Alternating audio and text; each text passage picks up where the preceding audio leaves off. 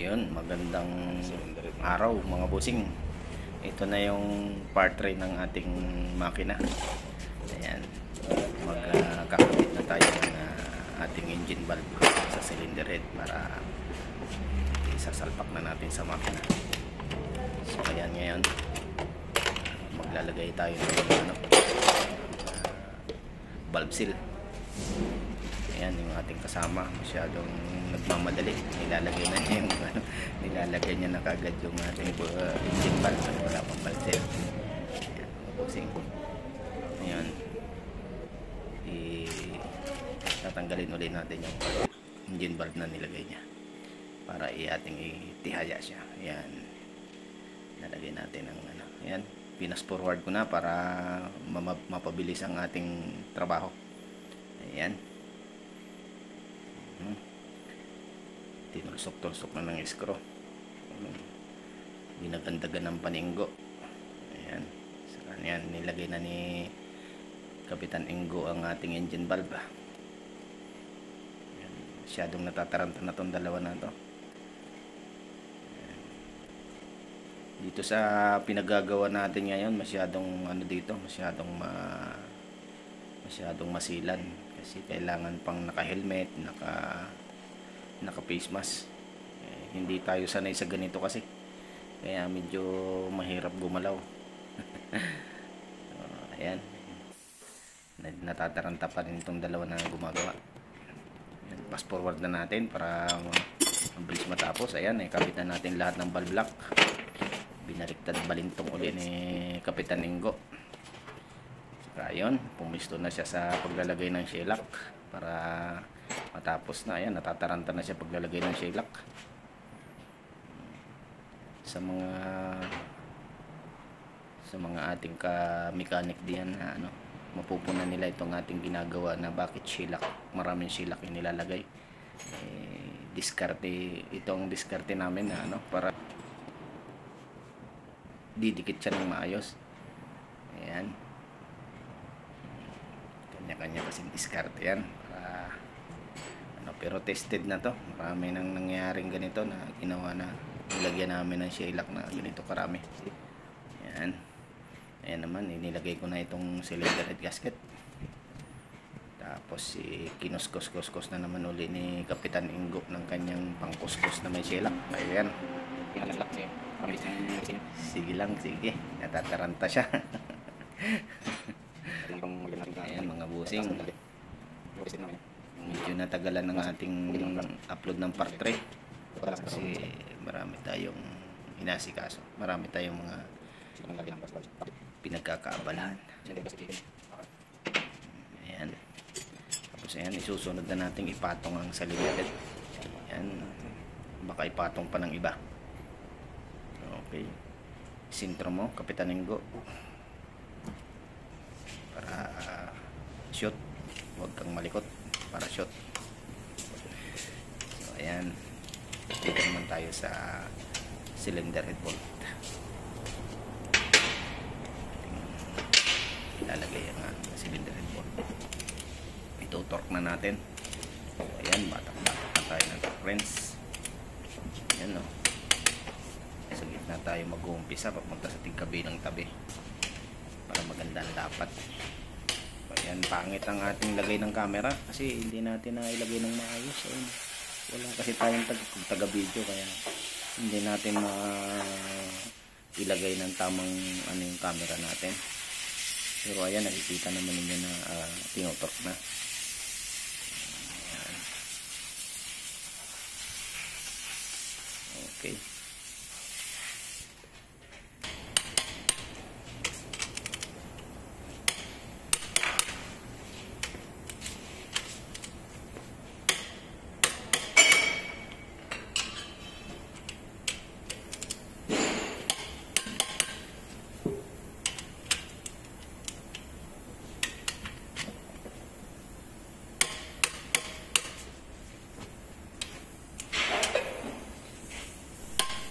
ayan, tapos na natin i-torque. Lagyan na naman natin tong post rod.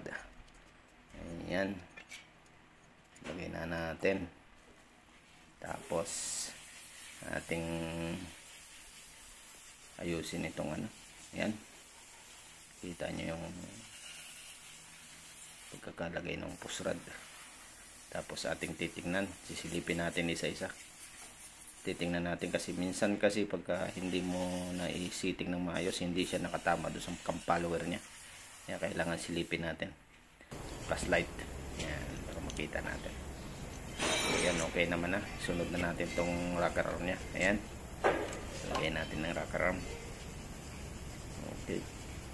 Pass forward na tayo. Ayan, kasi medyo matagal ang paglalagay. Pass forward na natin. Hihigpitan na natin ang mga tornilyo ng rocker arm niya. Okay. Ayan. Ito, dalawa. Dito na si Kapitan Ingo para mabilis ang ating trabaho. Pagtutulungan na namin to.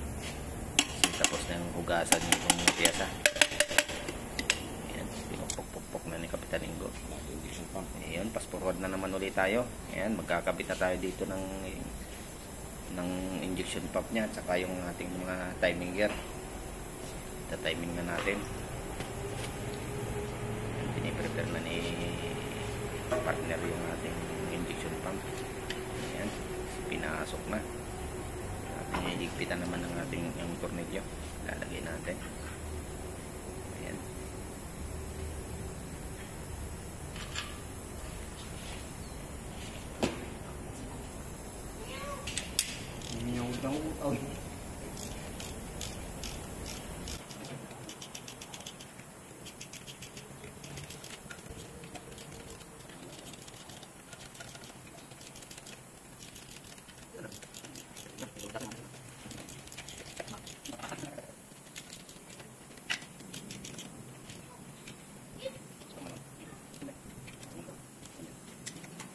Ayan, inilagay muna natin ng fuel line para makita natin kung alin ang number 1 cylinder itong injection pump, kung alin ang top number 1.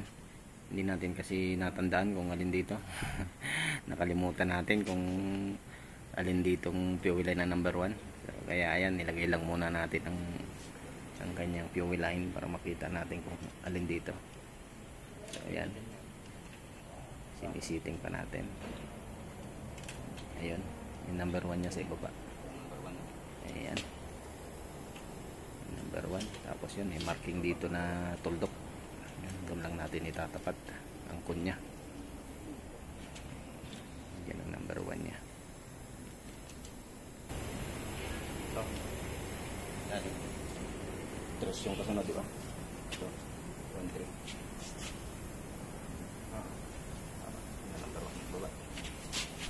Ayan, dito sa portion ng video na to, dito itatapat na natin yung kunya doon sa marking dito sa tuldok na ginawa ng calibration.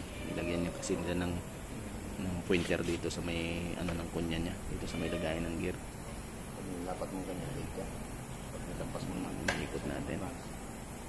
Hanapin natin yung number 1 nya. Ayan, medyo matigas lang ito. Kaya ayan, tigas ikutin. Lagyan muna natin ang nut nya para maikot natin yung shaft. Saktong bubuga yun. Nabubuga ikot nga yun.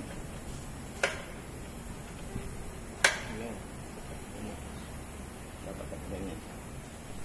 Ayun, nakita natin yung ating likuran ng damit dito na napakadumi pala. Ayan, nagmukha na tayong taong grasa.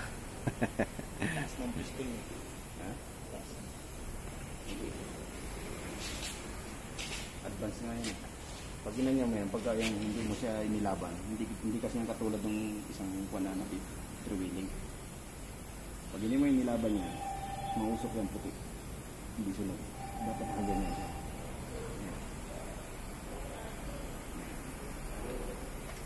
Pag nakaganyan siya, lang, dapat nakaganyan. Yung isang klase niyan, hindi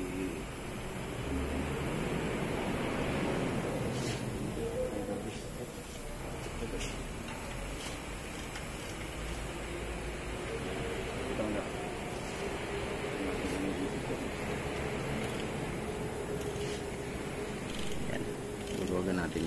bolt na pang ipit dito para maipit niya yung shaft, hindi siya bumalik kasi lumalaban siya. Ating ilalak muna dito para pag naglagay tayo ng timing gear hindi siya magbago.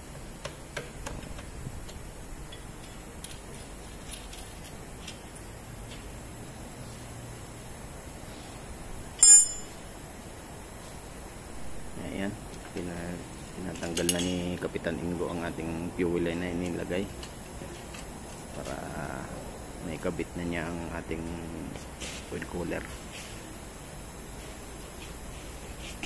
habang tayo naman ay magkakabit nitong timing gear ng injection pump. Ayan, ilalagay na natin yung timing gear.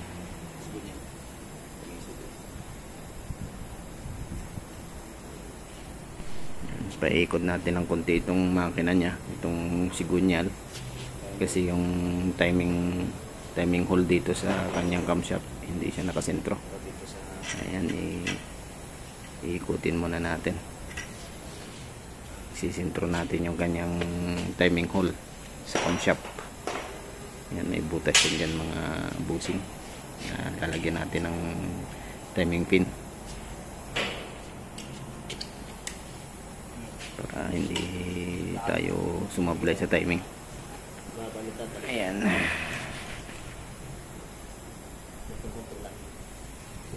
ayan, sinilip na lang natin, hindi na natin lalagyan ng timing pin kasi kita naman siya. Ayan, sakto din. Ito talaga hindi yung tultok pala. Ayan, lalagyan na natin itong timing gear. Baliktad. Ayan, baliktad pala ang ating kakalagay, kaya ayaw niyang pumasok. Okay, sorry naman po. Babaliktad. So, ayan, higpitan na natin, lagyan na natin ang nut para mahigpitan.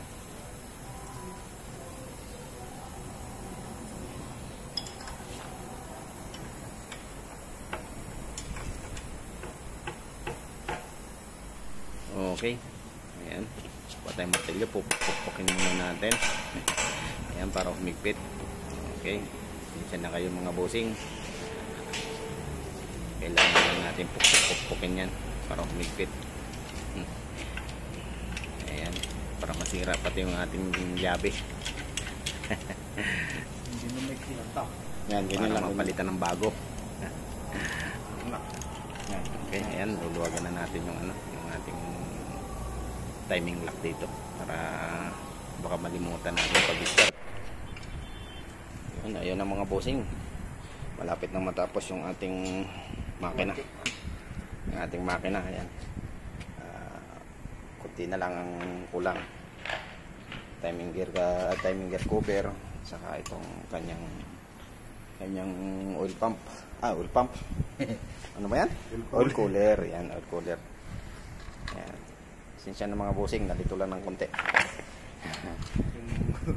Yung oil pump nasa labas eh. Ayan. Malapit na matapos. Ngayon, i-focus ko muna itong ating video dito. Bibidyohan ko na lang ulit pagka yung umandar na siya. Yung nag-start na. Ayan. Malapit na. Malapit na itong matapos. Ayan mga bossing, i-start na natin itong makina. Ginawa namin. Sige, start pare.